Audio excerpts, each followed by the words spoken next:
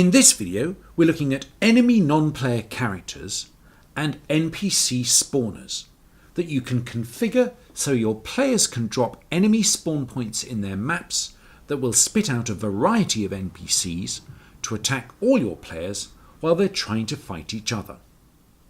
First, let's set up an NPC itself. I'm going to drag the NPC3 Zombie 1 prefab from the NPC folder into the scene. There are 15 parameters on the NPC. Attack modes. This should parallel the number of attacks set up in the NPC animation controller. In the default controller here, you can see I have 4 attack moves. You can add more, but remember to define that in the parameters here. These will be selected randomly. Attack range is the distance from the player at which the NPC will begin its attack animation. This range is defaulting to 2 meters. To get a good experience, you want to align 3 different variables: the attack range, the melee range here, and the size of the collider on the NPC. The collider hitting the player is the actual damage event. The melee range here defines the closest the NPC will get to the player. If it gets too close, then your gun will stick out behind it and you can't shoot it, and its attack animations will probably be off too. If you do a bigger NPC, you'll want to scale all of those up together.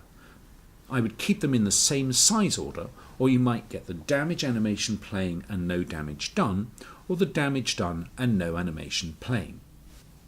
Death modes, like the attack modes, defines the number of death sequences that it will randomly pull from. If I double click on the dying node in the animator, you will see I have 4 options here to pull from, so I can set this to 4 too. If you only have 3 or 2, delete these empty slots and change the death mode's number, otherwise you will get empty slots playing. The same goes for the damage modes. I have 2 in the default animator. The melee range we covered above. Interval no target is how often the NPC will poll the scene looking for players. It defaults to 5 seconds, which to be honest makes for some pretty sleepy NPCs. I set it to around 1 second. Interval target is how often the NPC polls when it is hunting you. The default is 0.25 seconds, which is fine. View distance is how far the NPC can see. We haven't exposed its field of view, but it can't see behind itself. It will also attack if you shoot it, but it doesn't attack if it sees bullets go by yet. We're working on that. View height is the height it polls. If you're working with our standard avatars or biped costume avatars, you shouldn't need to adjust this. Attack speed is how fast it comes at you. Wander speed is its idle movement speed. Collision damage value is how much damage it does in each interval, and collision interval is how often it does damage when you are inside the collider. Repeat damage is set to 1. This is a toggle 0 or 1. Leave it at 1 for any regular attacking NPC. If you're creating a bomb, for example, you might set this to 0 to go off only once when triggered. Start health is the amount of health the NPC has when it spawns. Coming down to the events, you can see we have slots available for 9 events. 3 are pre-filled, and you should not change the settings in these. Spawn, hide and die define the core behaviour of the NPC and link to the NPC pooling and the performance of the spawners, so please don't change these settings. The other 6 are available for triggering various events at your discretion. You can of course do stuff through the animator too. It's up to you which you use. There are 3 object references. Health value and health wrapper reference the world space canvas on the NPC hovering over its head. You can change the font and size of these if you want to bring them in line with the rest of your UI. The animator references the AO for the NPC. The trigger activator triggers damage from the capsule collider. Note it needs to be set to owner only. If you unticked this, it would do damage to everyone in the map at once. The NavMesh agent and character controller are both standard Unity components. The defaults should be fine for a regular biped. You might adjust them for a bigger character. I'm going to drag in my character model and zero it out. I'm going to duplicate the zombie animation controller from the project and put my animations into a new copy in the available slots. I only have 2 attack animations for this model, so I'm going to duplicate them. I could change the number here and the number referenced in the parameters on the script, but I may add more if I can find them, so I'm going to leave these slots in place. Because this fella is a big guy, I'm going to adjust my attack distance and melee distance so he doesn't get too close. I need to make sure the radius of the collider falls between these 2 points. That's all I need to do for the NPC. Now I'm going to create a new prefab in my project so that I can reference this in the NPC spawner. So now I'm going to take a look at the NPC spawner. This is a furniture item that players can place in their maps to spawn enemies that will attack players. I guess once we deliver the team systems we can look at team NPCs too, but at the moment the NPCs are on their own side. The parent object has the standard virtual goods and room furniture components on it. If I drill down to the NPC spawner child, you can see there are 7 parameters available. You can hide these or expose them so that players can configure these settings themselves.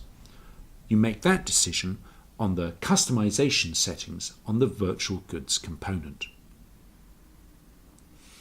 NPC types. This is the number of NPCs that the spawner will spit out. They all have to be referenced in the resources below. If you upload a spawner that spawns 3 enemy types, and then you let the player change the number, going over 3 won't do anything. Coming down to 2 or 1 will cut back on a numbered basis.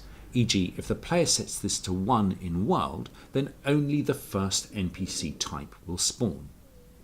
Generally, it's fine to have only 1 type spawning, as I think players want to take the control to put different enemies in different places, but this function allows you to do more if you want to. You might have lots of NPCs that spawn randomly and not want to give the player any choice about that by hiding these parameters.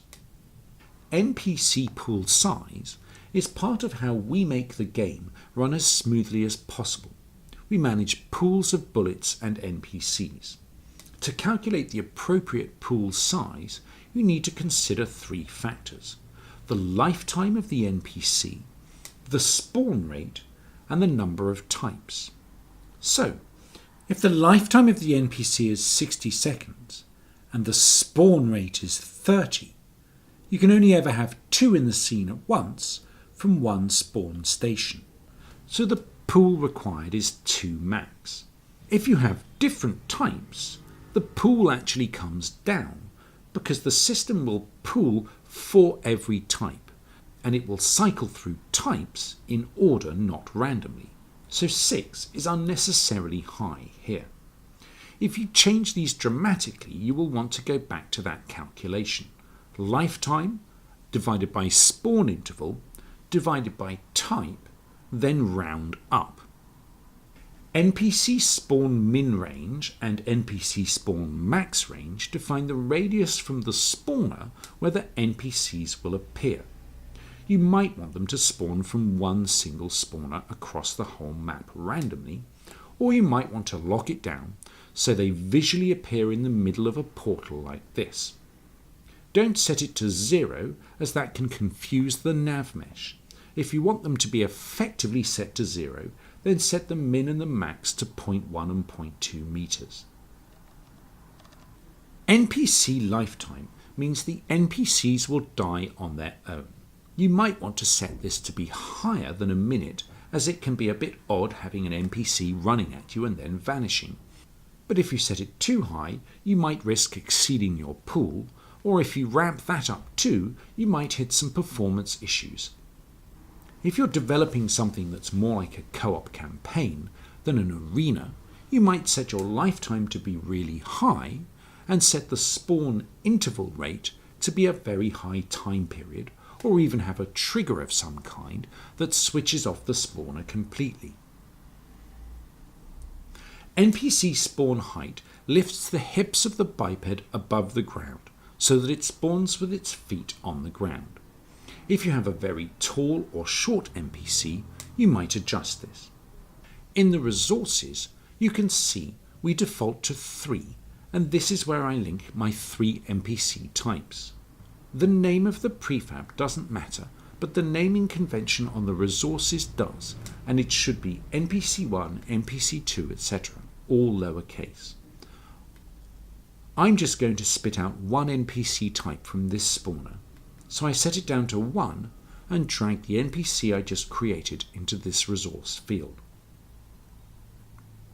There is one event available, which is the spawn event. You can add a particle or anything else you want to coincide with the enemy being spawned. So now I have my spawner set up. I'm going to fill out the standard virtual goods script and upload it as a furniture item. Now my players can lay out spawn points in their maps, creating unique battle runs, perhaps between player spawn points and the main arena, or around the King of the Hill zone, or defending a side quest challenge. In the next video, I will be looking at how to set up traps and other damage zones.